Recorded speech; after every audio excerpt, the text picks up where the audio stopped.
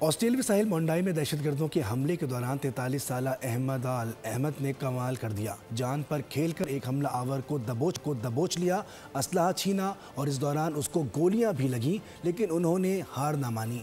पूरी दुनिया ने उन्हें हीरो करार दिया।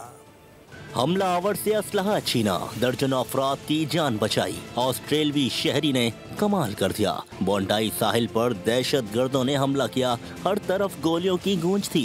अचानक एक शहरी हमला आवर पर लपका और उससे असलहा छीन लिया।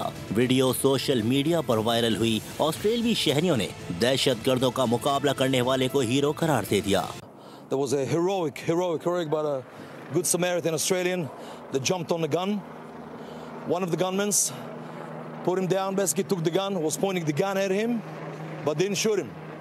But all I want to say, a safe recovery for the injured. It's a sad day to Australia and a sad day to humanity. Police के मुताबिक हमला आवर के साथी ने असलहा छीनने पर शहरी को फायरिंग करके जख्मी कर दिया। मकामी मीडिया के मुताबिक बहादुर शहरी की शनाख्त 43 साल अहमद के नाम से हुई, जो सिडनी में दुकान पर फल फरोख्त करता था। सब्सक्राइब करें और बेल दबाएं ताकि कोई खबर रह न जाए।